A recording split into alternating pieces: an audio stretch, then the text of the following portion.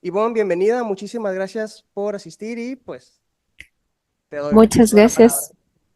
Vale, pues me da mucho gusto verles, saludarles aquí a la distancia. Yo honrada de participar el día de hoy y qué bonito que se levanten en domingo a estudiarle. Ok, me dicen cuando se vea mi pantalla nada más. ¿Ya estamos? Ok, Ya se ve. va, muchas gracias.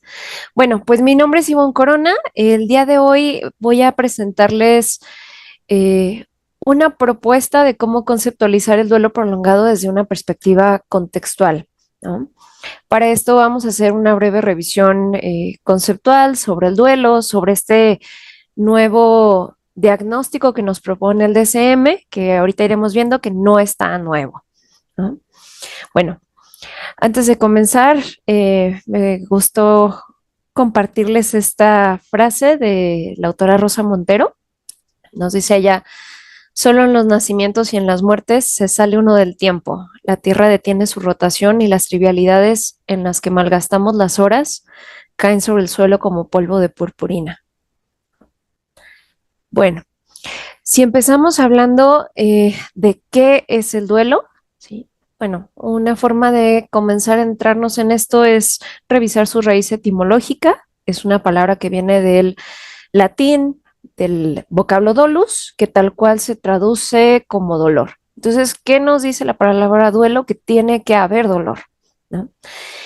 Este es la palabra que normalmente usamos para referirnos a la respuesta que las personas tenemos cuando perdemos un ser querido.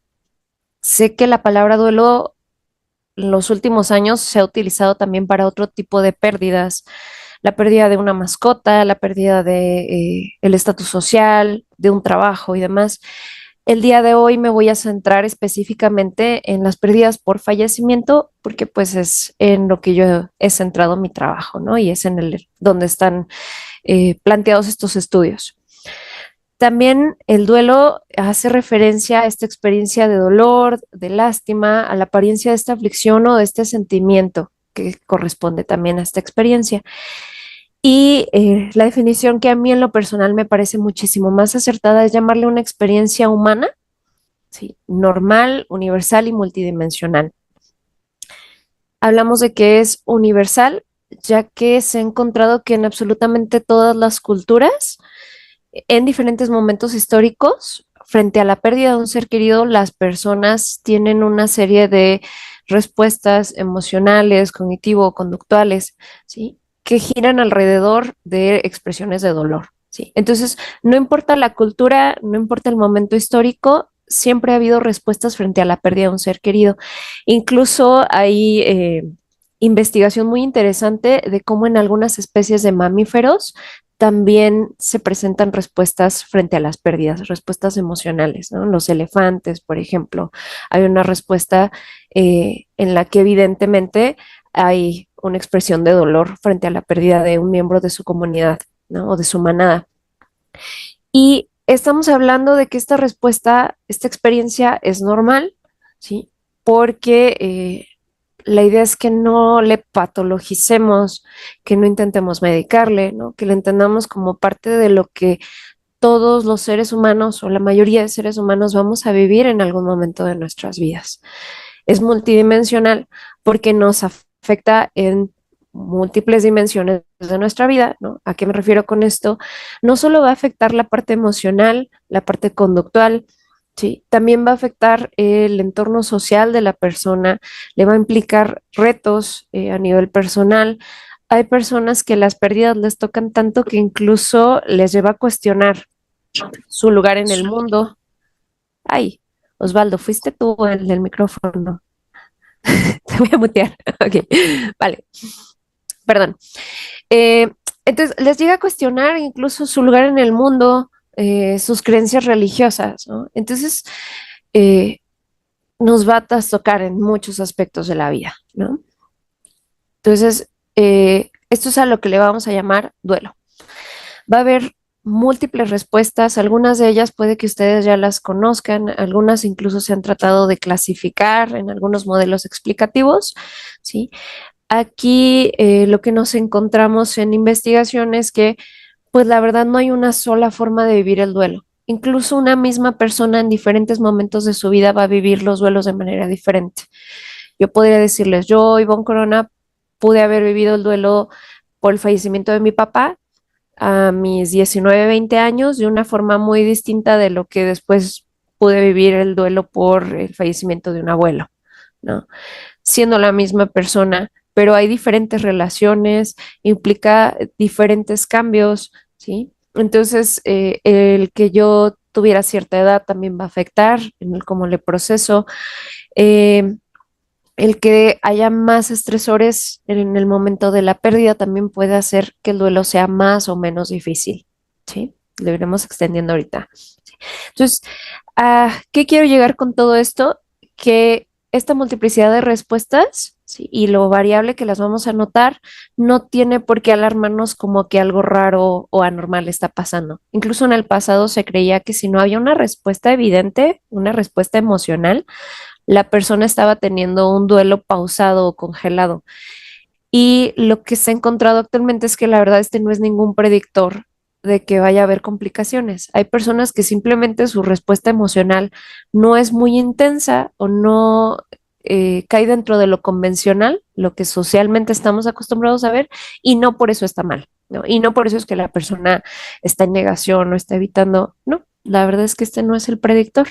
Entonces tendríamos que ir viendo cómo va el curso del duelo para empezar a identificar si es un duelo que requiere de cierta atención o es un duelo normal. Sí. Ok.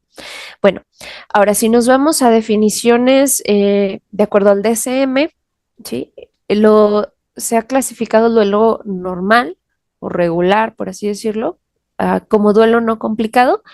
Y en la versión más actual lo vamos a encontrar en las condiciones o problemas adicionales que podrían ser objeto de atención clínica.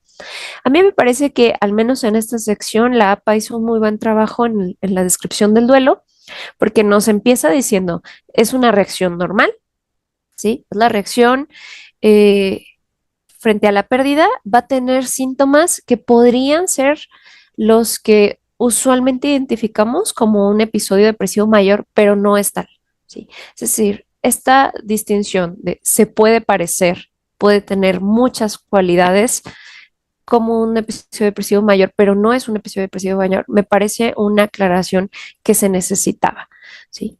Porque malamente hay veces en que los profesionales de la salud queremos tratarlo como si fuera una depresión y no lo es, ¿sí? Y no requiere ese tipo de tratamiento, ¿no? Entonces, en esta sección hicieron muy buen trabajo, nos indican que puede haber la necesidad de acudir a un profesional de la salud para lidiar con ciertos síntomas que sí pueden traer más complicaciones, como en este caso ponen ahí el ejemplo, temas de insomnio o de anorexia, ¿sí? Pero lo que hemos visto es que estas reacciones tienden a ser más intensas cuando la pérdida es reciente y conforme el tiempo va avanzando van disminuyendo poco a poco, ¿no? Entonces es común escuchar a los consultantes decir, al inicio me costaba mucho trabajo dormir, soñaba muchísimo con la persona, ¿no? No me daba hambre y eventualmente con las semanas esto se fue regulando poco a poco, ¿no? Entonces, por lo general ese es el curso del duelo. Hay mucha intensidad al inicio, con cierto sube y baja, pero tienden más hacia la baja. ¿Sí? Ok. Entonces, a lo largo de la historia se ha intentado explicar el duelo a partir de diferentes modelos. Algunos de ellos se los pongo aquí, hay muchos más. Bowlby, el mismo de la teoría del apego, junto con Parks, trató de explicarlo proponiendo cuatro etapas. El modelo más famoso de la doctora Kubler-Ross, que es el de las cinco etapas del duelo. La doctora Teris Rando también tiene un modelo de las seis Rs, ¿sí? Sin embargo, se ha encontrado que hay una serie de desventajas con estos modelos explicativos, ¿sí? ¿Cuáles son esas desventajas? Que, bueno, nos llevan a que los dolientes tengan ciertas expectativas irrealistas de que este va a ser un proceso secuencial, ¿sí? Que tienen que... Ay, perdón, déjenme mutear. Ahí está.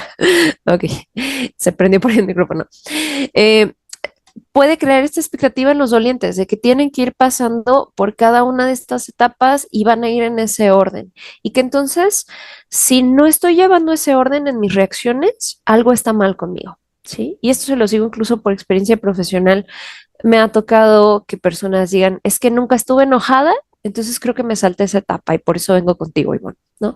Y la verdad es que no se tiene que pasar a fuerzas por eso. Entonces, si este modelo no nos da una guía que sea efectiva para los dolientes, si no refleja realmente la experiencia, pues no es un modelo que no sea muy útil, ¿no? Otra de las desventajas es que ubican al doliente en un rol pasivo. ¿Qué implica esto? Que ah, se da a entender que los dolientes solamente tienen que enterarse de la noticia y todo lo demás va a empezar a ocurrir. ¿Sí? Como si fuéramos dolientes aislados de un contexto social, como si fuéramos dolientes aislados de otros estresores, ¿no? Y simplemente esto va a ocurrir. Y la verdad es que, pues todo lo que está ocurriendo alrededor de la persona, lo que ocurrió alrededor del fallecimiento, el tipo de relación, la cercanía, el tipo de muerte, todos esos factores van a modificar, van a influir en el cómo se vive el duelo. Entonces, no tiene la persona un rol pasivo, tiene un rol activo. Incluso la interacción con su entorno social tiene un rol activo que va a influir en las respuestas. ¿Sí? Otra desventaja es que, pues, se trata de una descripción topográfica y no una descripción funcional, ¿sí? Solamente nos dan una descripción de qué es lo que vamos a ver, ¿sí? O qué es lo que se podría observar, pero no cómo está funcionando para el individuo, no cómo está interactuando con otras contingencias, ¿sí? Y pues a final de cuentas, lo que probablemente nos interesa más aquí, para los que trabajamos en el ámbito clínico, estos modelos no tienen mucha utilidad en el campo clínico. No nos dan pautas para intervenir, ya que, pues, para empezar, no son una muy buena descripción de cómo ocurre el duelo. Eh, Sin ahondar muchísimo en algunas de las críticas, sí, pero sí me gustaría mencionar esta parte. Algo que a mí me han dicho mucho cuando presento estas críticas a los modelos de etapas, hablando específicamente del modelo de la doctora Kubler-Ross, me mencionan, bueno, pero la doctora Kubler-Ross después aclaró que no tiene que ser lineal y que es posible que algunas personas no pasen por todas las etapas. Entonces, la cosa aquí es, bueno, entonces nos estás diciendo que el modelo no está adaptado a la realidad, ¿no? No es una buena descripción de la realidad, ¿no? Entonces, ¿cuál es la alternativa a estos modelos explicativos? Bueno, este modelo que les presento aquí es el modelo de procesamiento del duelo. Si se fijan, no es tan nuevo. Lo presentan desde el 99 la doctora Margaret Stroop y el doctor Henschuk, ¿sí? Y ellos lo que intentan es darnos un modelo explicativo más dinámico, ¿sí? Donde el doliente no tiene un rol pasivo, sino que tiene un rol activo, ¿sí? Y también nos incluye en la parte de los estresores que no tienen que ver solamente con la pérdida, ¿sí? Ahorita voy a ahondar en este modelo, ¿sí? Pero básicamente lo que nos quiere expresar este modelo, ¿sí? Una de las conclusiones a la que llegan la mayoría de investigadores más actualizados es que las emociones no van a ir ocurriendo de forma secuencial, sino que las emociones son más bien como olas que vienen y van en diferentes niveles de intensidad, con diferentes características, pero es algo que va a ir yendo y viniendo durante todo el duelo. Sí. Ok. Entonces, em, en este modelo, lo que nos plantean los autores es que hay una serie de estresores que se presentan para el doliente al momento de tener que enfrentar el fallecimiento. Y ellos los clasifican en dos categorías. Estas dos categorías son estresores que están orientados a la pérdida, todo eso que la mayoría de los modelos anteriores explicaban, esas reacciones, esos sentimientos que los otros modelos ya venían diciendo, pero también va a haber una serie de estresores que están orientados a la restauración, ¿sí?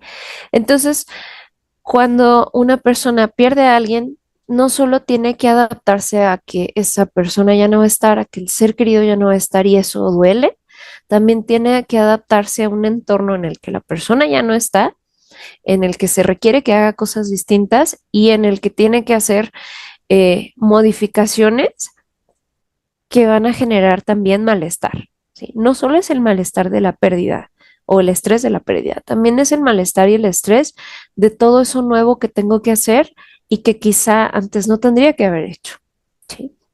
Algunos de estos ejemplos, pues es, eh, tengo que desarrollar una serie de nuevas conductas que quizá me van a requerir habilidades que no tenía, el asumir nuevos roles, incluso una nueva identidad. Cuando, por ejemplo, yo me podría conceptualizar a mí misma como una esposa y si mi esposo fallece, paso a ser una viuda y este es un nuevo rol, esta es una nueva identidad para mí que también va a causar estrés, ¿sí? Entonces, lo que nos dicen ellos es, en el afrontar estas dos categorías de estresores, ¿sí? Como genera malestar, lo que va a haber es una oscilación, ¿sí? Es decir, la persona, ¿sí? Y aquí es donde está el rol activo, va a estar moviendo su atención de uno a otro lado, ¿sí? Por momentos voy a estar en contacto con mi tristeza, voy a estar recordando al fallecido, voy a estar ah, valorando las partes importantes, repasando cómo me enteré del fallecimiento, pero por otros momentos necesito atender a mi vida cotidiana. Necesito hacerme cargo de arreglos funerarios, por ejemplo. Necesito hacerme cargo de eh, los, las cosas del fallecido y ahora qué les vamos a hacer, ¿sí? Sus pertenencias y trámites y todo esto. Entonces, el estar yendo y viniendo de un estadio a otro, de una categoría a otra de estresores, lo que permite es que la persona descanse del otro, ¿sí? Cuando estoy orientada a la pérdida, estoy descansando de todo el estrés de este lado y viceversa. Cuando estoy orientada en los cambios, en todo lo que tengo que hacer distinto, me da permiso, me da un respiro de todo el dolor y todo el malestar que puede estar viniendo de acá. ¿Sí? Y entonces esto explica cómo es que nuestros consultantes van a decir de pronto, pasó un mes y yo creí que ya lo tenía todo asimilado y yo ya estaba muy tranquila, estaba haciendo mi vida cotidiana y de repente tuve un bajón o me fui para atrás, pero no es que se fue para atrás, es que es esta oscilación. Pudo haber aparecido un nuevo recordatorio de algo que vuelve a mover tristeza y esto es normal. ¿Sí? Y esta es la parte que a mí me parece bien enriquecedora de este modelo, que nos ayuda a normalizar estas olas de emociones en nuestros consultantes, ¿sí? Y nos ayuda a que entiendan que no están yendo para atrás, no es que retrocedieron en su proceso, es que esto es normal, ¿sí? Y esto va a seguir sucediendo hasta que finalmente, en donde se concluye, si pudiéramos hablar de una conclusión, es cuando la persona llega a una especie de acuerdo con la pérdida o de aceptación de la pérdida. Y ojo, no quiere decir que deje de doler, no quiere decir que deje de pensar en el fallecido, sino que ahora la persona puede aceptar la situación y puede lidiar con estas emociones, ¿no? Sin que le representen tanta disrupción, sin que le representen dejar de hacer otras cosas, ¿sí? Que en un inicio es normal que la persona deje de hacer otras cosas, ¿sí? Entonces, el hablar de una finalización del duelo es un punto polémico porque no podríamos decir exactamente cuándo termina el duelo, ¿sí? De lo que podemos hablar es de una adaptación, ¿sí? Cuando la persona se ha adaptado, ¿sí? Y puede hacer frente a los retos de la vida cotidiana y puede seguir dando pasos hacia la vida que quiere, entonces podríamos hablar de que este duelo pues ya ha sido asimilado, por así decirlo. Pero esto no quita que incluso años después la persona siga teniendo por momentos reacciones de duelo, ¿sí? Sobre todo en aniversarios, en fechas especiales, Navidad, si perdí, por ejemplo, a mi papá el Día del Padre, ¿no? Y esto es normal. ¿Sí? Entonces, desde una perspectiva contextual, ¿sí? Hablando del duelo normal, todavía no estamos hablando de duelo prolongado, ¿sí? ¿Qué pasa? Que se presenta el fallecimiento. Nosotros, ¿no? A partir de cierta edad tenemos asimilado que la muerte es definitiva, es irreversible y es irreparable. Entonces, el tener este conocimiento hace que yo tenga toda una serie de significados asociados a la muerte. ¿Sí?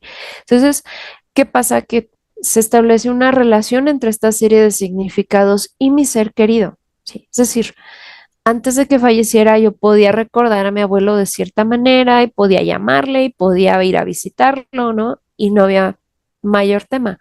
Pero a partir de que fallece, a partir de que sé que fallece, ¿sí? El que venga a mi mente, el escuchar una canción que me cantaba, va a disparar toda una serie de emociones que antes no experimentaba, ¿sí? Entonces, todos los recordatorios del fallecido ahora están asociados a esto. Sí, y entonces las emociones son congruentes con esto, ¿sí? Y va a venir esta parte que a veces les es muy confusa a los dolientes, ¿no? De experimentar emociones que parecieran contradictorias entre sí. Puede dar gusto pensar en mi ser querido, puedo recordarlo con cariño y me duele, ¿sí? Entonces, el que las personas puedan conciliar, sí, sí se puede experimentar estas dos cosas al mismo tiempo y está bien, ¿no? Incluso otras emociones que a veces les son difíciles a los dolientes, como el sentir alivio, ¿sí? Sentir alivio porque la persona falleció cuando a lo mejor padeció una enfermedad larga y dolorosa.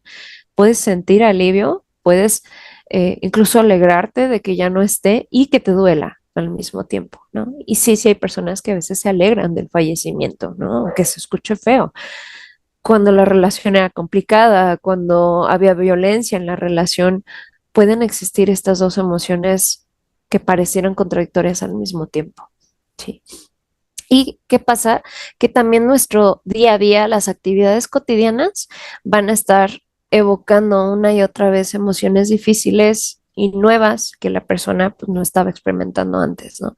Entonces, desde esta perspectiva, se necesita que la persona empiece a tener nuevas conductas, a variar sus respuestas para hacerle frente a estas nuevas emociones e incluso estos nuevos retos, ¿sí? Cuando la persona empieza a encontrar la forma de lidiar con esto, empieza a tener estas nuevas experiencias y encontrar que si pudo, si logró sacar las tareas del día a día sin el fallecido, en que sí pudo pasar una Navidad sin el fallecido, esto empieza a que la persona pueda verse a sí misma como con mayor habilidad, ¿no? Y entonces se empieza a bajar el estrés, ¿sí? Que esto produce. Y de nuevo, no es que desaparezca el dolor, sino que se empieza a volver más manejable porque ahora la persona desarrolló nuevas habilidades para hacerle frente a esto, ¿sí?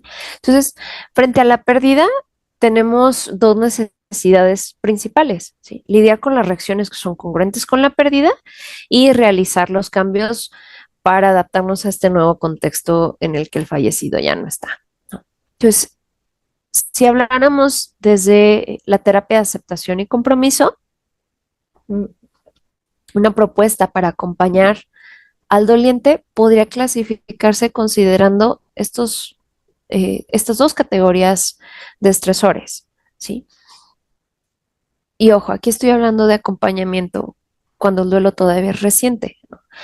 Del lado de lo que está orientado a la pérdida, ¿sí? Algo que nos ayuda es el uso de rituales personales, ¿sí? No por el significado religioso o espiritual que las personas les atribuyen, sino porque el uso del ritual personal lo que permite es una exposición al recuerdo, a las emociones que tenían que ver con el fallecido, ¿sí? Y aquí esto nos permite entrenar habilidades de difusión, de aceptación con nuestros consultantes, ¿sí? Es ese momento para evocar esas emociones y que la persona pueda enfrentarles de una forma distinta, ¿sí? Este espacio para estar experimentando las emociones, ¿sí? Esto lo hacemos mucho en consulta también, abrir la puerta para que las emociones puedan estar ahí presentes y que la persona pueda observarse lidiando desde la aceptación con ellas, el desarrollo de la autocompasión y recordar y revalorar la relación, ¿no? Entonces, esta parte a la que finalmente llegan nuestros consultantes cuando pasado cierto tiempo, adaptados ya más a la situación, pueden recordar y decir, esto aprendí, ¿sí? esto crecí a partir de esto, ¿no? Estas habilidades desarrollé a partir de esto, ¿no? Y ahora, por el lado de la restauración, nuestro trabajo se centra pues en desarrollar actividades nuevas, poder hacer planes para el futuro basados en valores, ¿sí?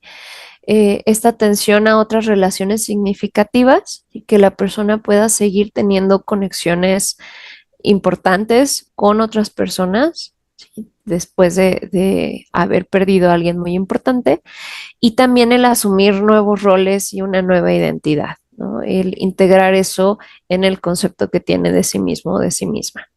¿Sí? Entonces, eso hasta ahorita venimos hablando de lo que es un duelo normal. Ahora, si nos vamos a un duelo anormal, por ponerle una etiqueta, ¿sí? Vamos a hacer una muy breve revisión histórica aquí. La verdad es que esto se viene estudiando desde hace varios años. Aunque no nos agrade mucho a algunos conductistas aquí presentes, ¿no? El antecedente más importante que tenemos o donde está documentado que se empieza a estudiar es con Freud en su escrito de Duelo y Melancolía. Él es el que empieza a hacer esta distinción de hay un duelo normal o que conocemos común y corriente, pero hay personas que no van a tener duelos normales y que esto es lo que él refería como melancolía. ¿Sí? Después, en los 40, el doctor Eric Lindemann también hace una de las investigaciones más importantes para empezar a documentar el duelo, ya que él tiene la oportunidad de hacer entrevistas y aplicar pruebas a muchas personas que a partir de una tragedia pierden a sus seres queridos, ¿no? En el 64, a partir de la teoría del apego, John Bowlby desarrolla también una explicación de 4 tipos de duelo patológico. ¿Sí? En el 69, la doctora Elizabeth Kubler-Ross nos habla del modelo de etapas y desde esta perspectiva, cuando no se viven estas etapas, es cuando se podría hablar de un duelo patológico, cuando la persona se estanca en una de esas etapas. ¿Sí? En el 70, de nuevo John Bowlby, pero ahora con el doctor Parks, establecen un modelo de 4 etapas. De nuevo, desde estos modelos, la patología aparece cuando no se viven estas etapas. ¿Sí? Y en el 95, la doctora Holly Prigerson es de las que empieza a hacer investigaciones, ahora sí, utilizando métodos estadísticos, ¿no? Ya muy basada en la evidencia, sobre lo que podría distinguir al duelo patológico de una depresión. Después nos vamos un poquito más pegados a la actualidad. En el 97, la doctora Marty Horowitz establece los criterios de duelo complicado. Y ojo, esta parte me parece bien importante. Desde los 90 ya se empezaba a hablar de un duelo complicado. ¿Sí? Y un consenso de investigadores adoptaron ese constructo de duelo complicado. Si bien no había un consenso exactamente en los criterios, todos coincidían a que es un duelo que se desvía de la norma social, cultural en cuanto a intensidad y duración. ¿Sí? Había ese consenso, ¿sí? Pero no se había logrado establecer como un diagnóstico oficial, ¿sí? Pero ya se estaba investigando. Entonces, en el 99, la doctora Margaret Straub y Henschuk presentan este modelo que yo les planteaba hace un poquito, ¿sí? Y no es sino hasta el 2014 que la APA empieza a considerar incluir esto que antes se le decía duelo complicado, incluirlo dentro de su manual de diagnósticos. En un inicio, en la versión del DSM-5, en la primera que sale en el 2014, lo ponen en una sección que está casi al final, no sé si la han revisado, que se llama trastornos que requieren más investigación. Entonces, en sí, todavía no era un diagnóstico oficial. Lo que nos estaban diciendo es, esto todavía requiere investigación, pero ya lo estamos considerando como una posibilidad, ¿no? Se hace todo un debate aquí porque ellos le cambian el nombre y de ser duelo complicado antes, se le llama trastorno de duelo complejo persistente. ¿Sí? En 2019, la Organización Mundial de la Salud lo incluye llamándolo trastorno por duelo prolongado. Y entonces ya para el 2022, en la versión revisada del DSM-5, ellos pues deciden cambiar el nombre. No estoy segura de si por coincidir con la clasificación de la Organización Mundial de la Salud, del CIE-11, pero pues también le llaman trastorno por duelo prolongado. Sí. Ok. Entonces, la clasificación que les voy a presentar hoy es la más actualizada, la del DSM-5-TR, y lo van a encontrar ustedes en los trastornos relacionados con traumas y factores de estrés. ¿Sí? Ellos nos plantean una serie de criterios. El primero de ellos es, pues, obviamente que haya habido la muerte de un ser cercano, ¿sí? Ellos plantean aquí que al menos 12 meses antes y para niños y adolescentes al menos 6 meses antes. A mí este me parece un criterio debatible, eh, mm, porque me parece a veces un poquito deshumanizante esperar a que una persona después de 12 meses del fallecimiento que está viviendo con complicaciones, que le está costando trabajo hacer su día a día, darle atención hasta 12 meses después. Me parece que esto se puede detectar desde antes. Pero bueno, esa es una polémica entre muchos investigadores, no nomás soy yo. Y bueno, lo que nos dicen aquí es que desde la muerte hay un desarrollo persistente de una respuesta de duelo caracterizada por uno o dos de los siguientes síntomas, ¿no? Que ocurren la mayor parte del tiempo, la mayoría de los días. El primero es una añoranza intensa por la persona fallecida y el segundo, preocupaciones con pensamientos o recuerdos del muerto. ¿Sí? Si se fijan, aquí ya esto es una distinción de una depresión usual, ¿no? O de lo que entenderíamos como un trastorno depresivo mayor, porque aquí eh, la parte cognitiva y emocional está específicamente dirigida hacia el tema del fallecimiento o hacia el tema del fallecido, y eso ya lo distingue. El criterio C nos dice que al menos tres de los siguientes síntomas están apareciendo también desde la muerte, lo mismo la mayor parte del tiempo y la mayoría de los días, ¿sí? Y aquí nos hacen una lista, ¿no? Esta me la voy a aventar muy brevemente porque está larga. Perturbación de la identidad, ¿no? Sentir que ya no se es la misma persona, como si parte de la persona se haya perdido. Un marcado sentimiento de incredulidad, ¿no? Que esto, de nuevo, al inicio es completamente normal cuando el fallecimiento es reciente, pero si pasado cierto tiempo no está cambiando, es una pequeña señal de alerta, ¿no? La evitación de recuerdos o recordatorios, el dolor emocional intenso que está relacionado a la muerte, dificultad para reintegrarse en relaciones y actividades luego de la muerte, aturdimiento o entumecimiento emocional, sentir que la vida no tiene sentido como resultado de la muerte y un sentimiento de intensa soledad como resultado de la muerte. ¿Sí? Los criterios de E y F son estos que aparecen en la mayoría de trastornos al final, ¿no? Ya saben, que se distinga de otros trastornos, que haya un deterioro significativo, ¿no? Y bueno, al final los presentan en esta misma, en el mismo DCM, que hay una prevalencia aproximada de 9.8% en quienes afrontan una pérdida. Pero esta estadística es un poquito debatible. ¿Por qué? Porque aquí se están basando en las investigaciones del constructo de duelo complicado, ¿sí? Aquí es donde les digo, se empezó un debate importante porque tenían años de investigación bajo el término duelo complicado y al cambiarle el nombre, entonces de alguna forma se pierde un poquito el antecedente que ya teníamos, ¿no? Entonces, aún así, le llamemos duelo complicado o duelo prolongado. La cuestión es que un porcentaje de 9.8 no es tan bajito como podríamos pensar. ¿Por qué?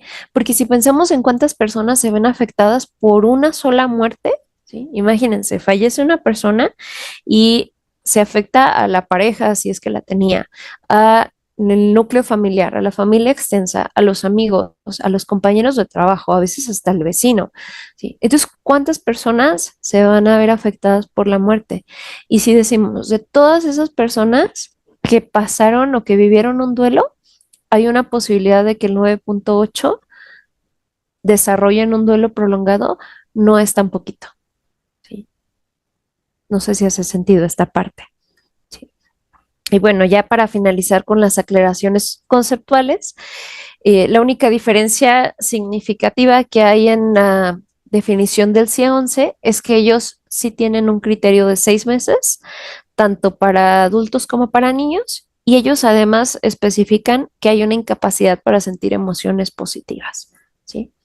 Entonces, aquí les decía, mmm, esta clasificación nos ayuda a tener ciertos parámetros, ¿sí? Sin embargo, pues siempre va a ser importante nuestro ojo clínico. Claro que si una persona no ha cumplido con los 12 meses que dice la APA, pero yo ya estoy viendo el deterioro significativo, ya estoy viendo toda la otra sintomatología, pues lo ideal sería que se le proporcionara una atención adecuada o congruente con un duelo prolongado. ¿No? No necesita cumplir a fuerzas los 12 meses.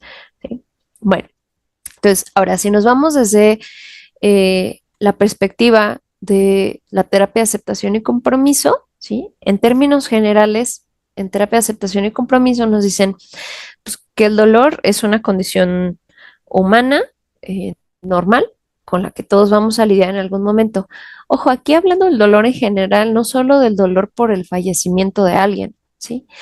Y desde esta perspectiva, la evitación experiencial es ese patrón conductual que va a llevar a que esta experiencia de dolor que pudiera ser normal se pueda convertir en lo que conocemos como un trastorno, ¿no? Entonces, este patrón es el que lleva al desarrollo y mantenimiento de los trastornos.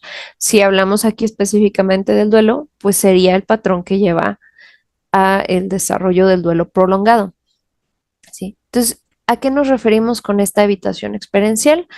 Que frente a la experiencia de malestar, ¿sí? A esta experiencia interna, ¿sí? La persona empieza a tener una serie de conductas que están orientadas hacia evitar el dolor o tratar de controlar la experiencia de dolor, ¿sí?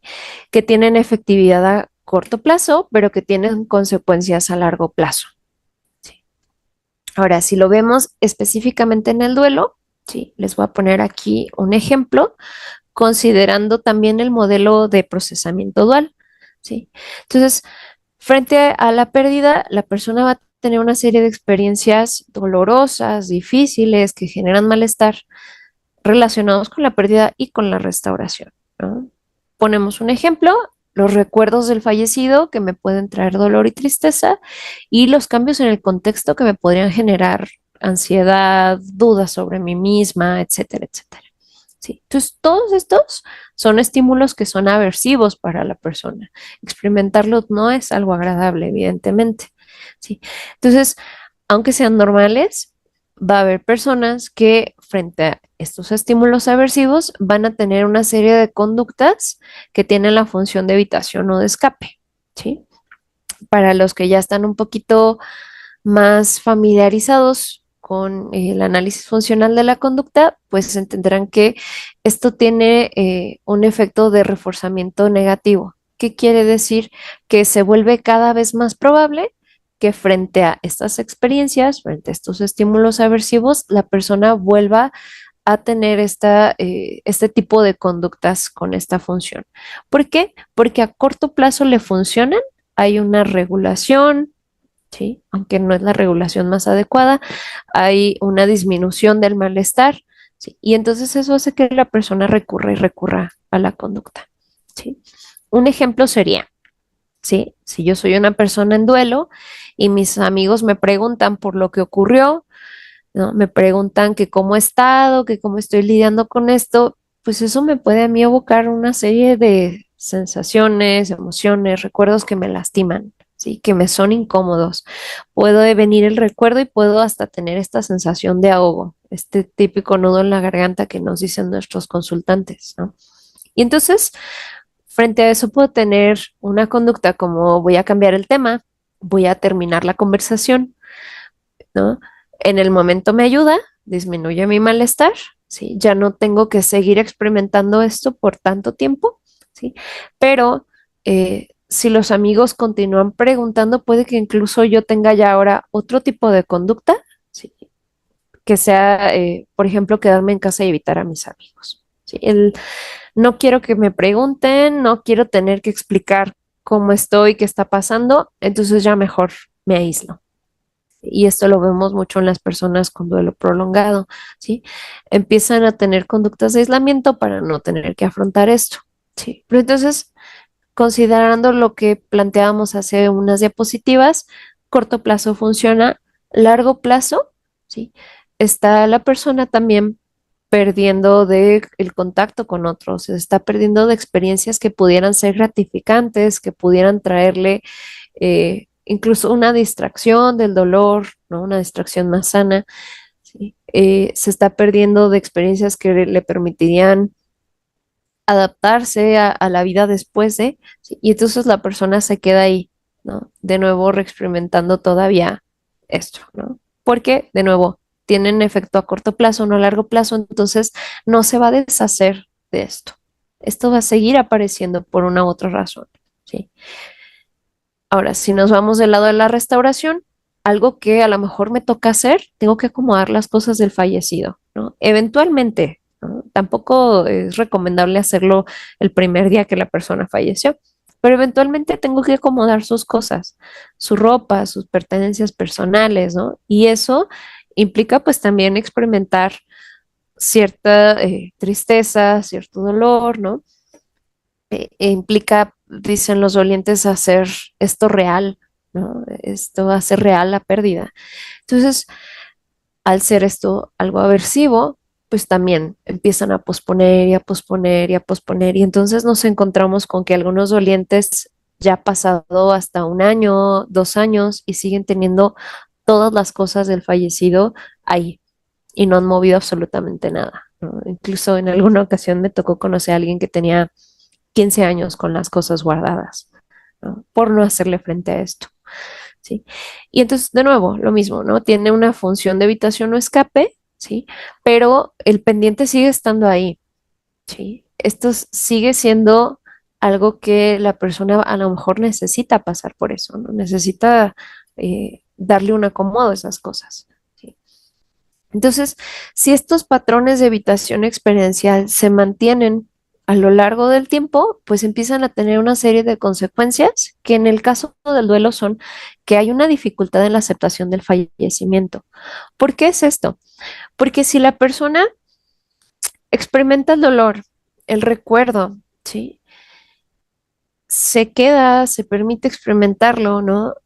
Lo que eventualmente pasa es que la experiencia emocional va bajando poco a poco de intensidad, ¿sí? Y entonces la persona encuentra cómo lidiar con eso, ¿sí? Pero si cada que ocurre la persona lo evita, la siguiente vez que aparece otra vez un recordatorio, la experiencia es igual de intensa, ¿sí? Y entonces lo que reportan los consultantes es, me sigue doliendo como el primer día, ¿sí? Pues claro, porque no se ha permitido toda la experiencia completa que implica esta intensidad emocional que poco a poco va disminuyendo, ¿sí?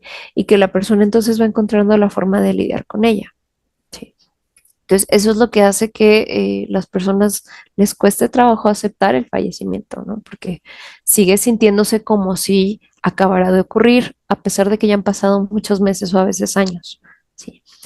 Este patrón también impide la adaptación a un entorno en el que el fallecido ya no está, ¿sí? Entonces, esto ocurre cuando los consultantes nos dicen, siento que todo el mundo está avanzando y yo estoy aquí congelada y yo estoy aquí estancada, ¿sí?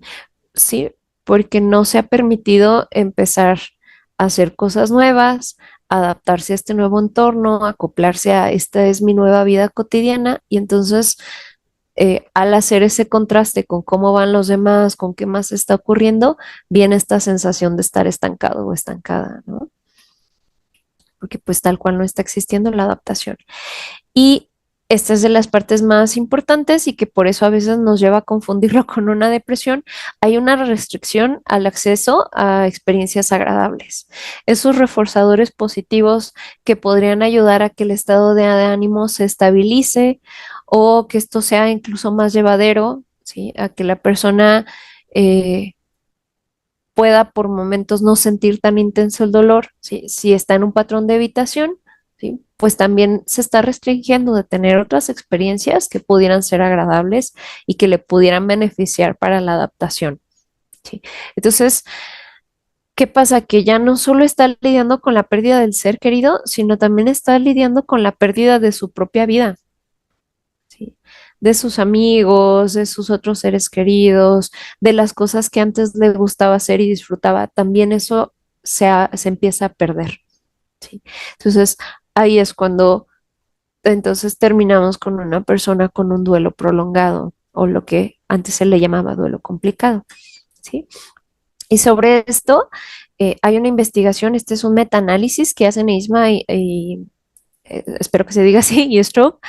Ellos lo hacen todavía usando el término duelo complicado, ya explicamos esa diferencia, ¿sí? Y ellos en su metaanálisis encuentran que entre el duelo complicado hay una correlación positiva con esta serie de factores, pero donde puntúan más alto es con la rumia y con la evitación experiencial, ¿sí?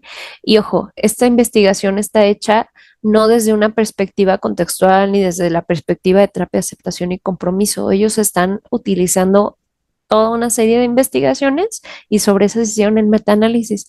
Y lo que más encontraron fueron estos dos factores como predictores, ¿sí? O posibles predictores del duelo complicado, duelo prolongado. ¿Sí? Con que encontraron una correlación negativa, es decir, que si las personas puntúan alto en estos factores es menos probable que haya duelo complicado, pues en la solución de problemas. En este caso ellos investigaron reestructuración cognitiva porque fue lo que se encontraron en las investigaciones y con el mindfulness. ¿Sí? Entonces, ¿qué es lo que hacemos cuando ya hay un duelo prolongado o complicado, si quieren usar el término anterior?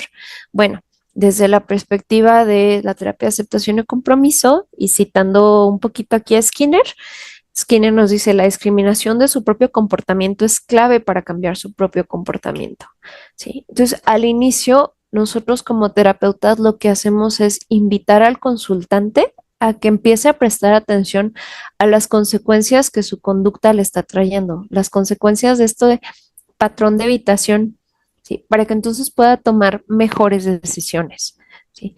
Que pueda empezar a distinguir cómo esto que está haciendo no tiene un efecto a largo plazo y que además le está trayendo consecuencias importantes, ¿sí?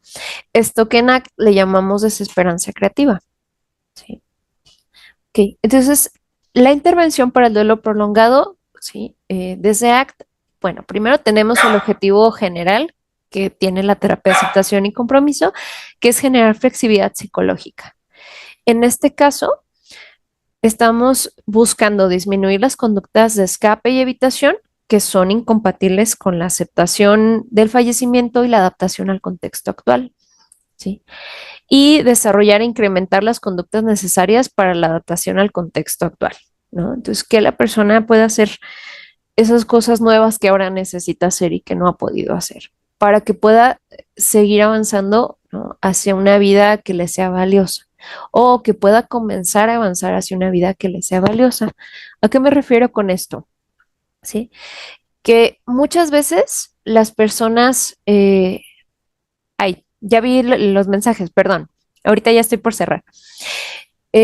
Muchas veces las personas ya tenían dificultades en su vida cotidiana y a partir del duelo entonces se acentúan muchísimo más, ¿no? Entonces va a haber veces que la persona no tenía una vida que le fuera enriquecedora, que le fuera valiosa y el duelo hace que se acentúe, ¿sí? Por ahí vi una preguntita, pero ahorita al final las respondo, ¿sí?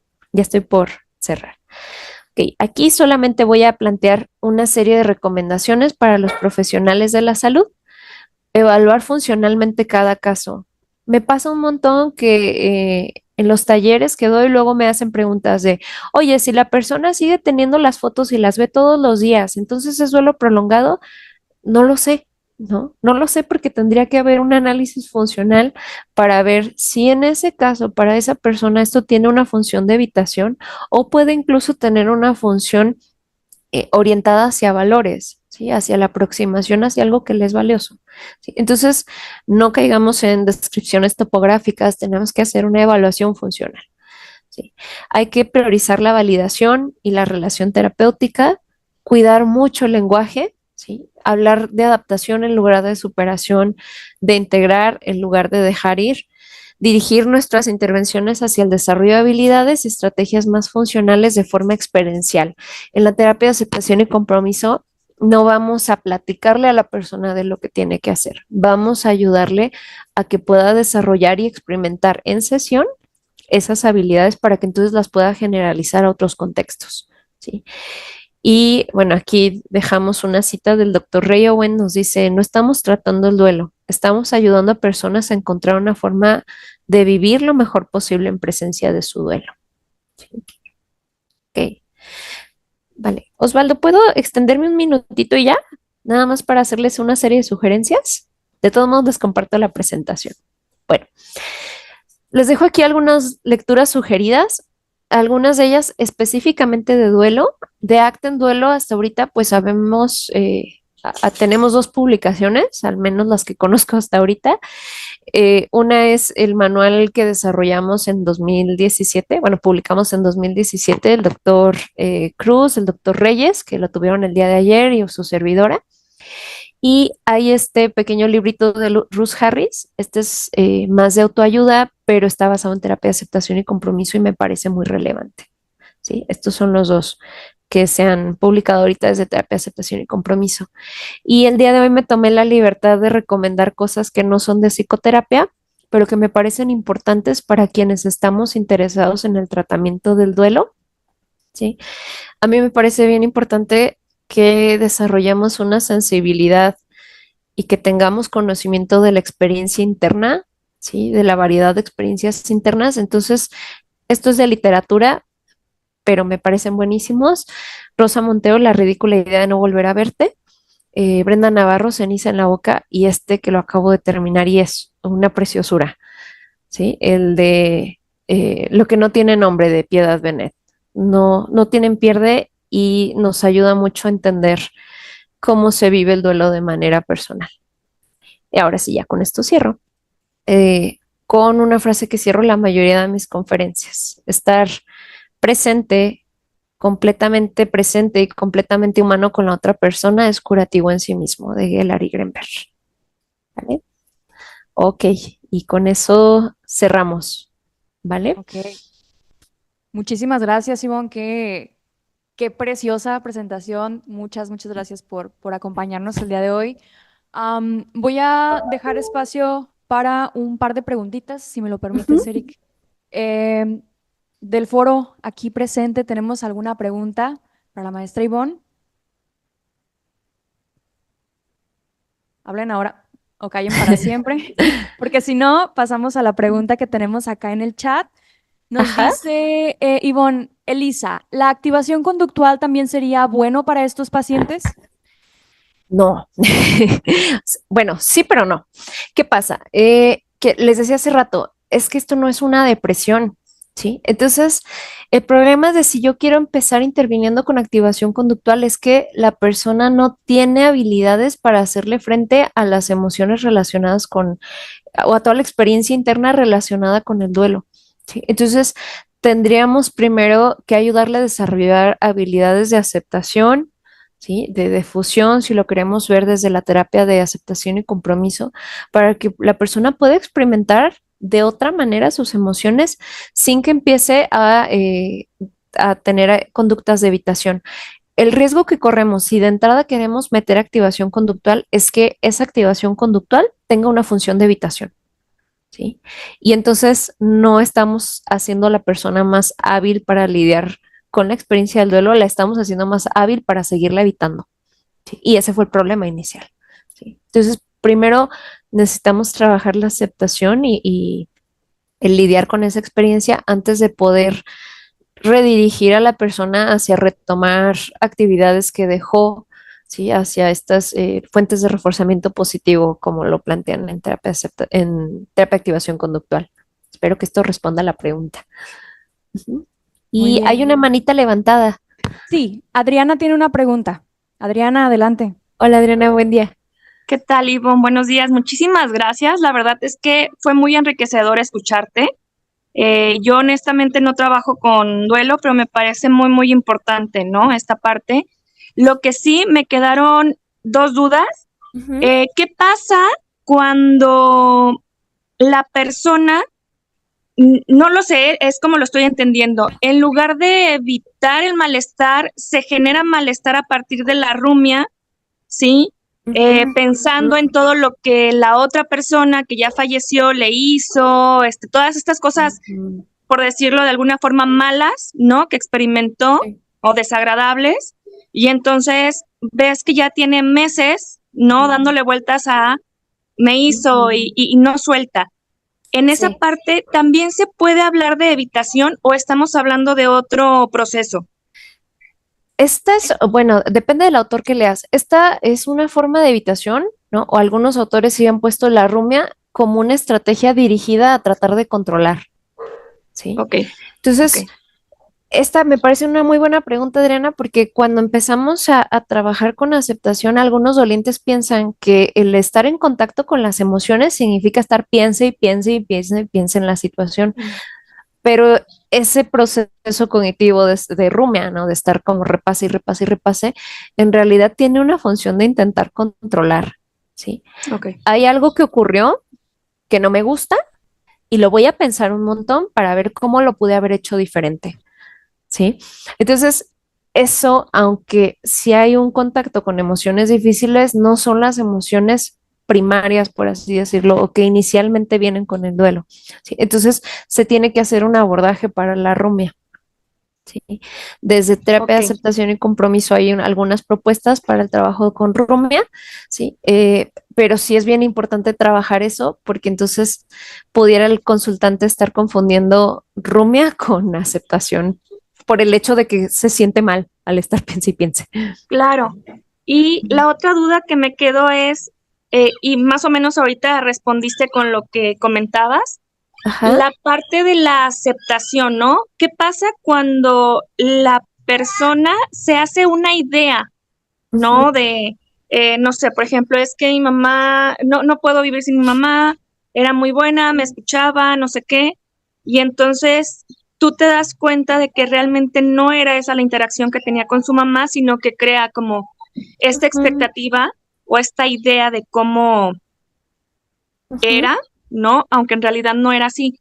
Ahí se Sí. trabaja con aceptación, Ivonne, aceptación de la Ajá. realidad, o cómo sería.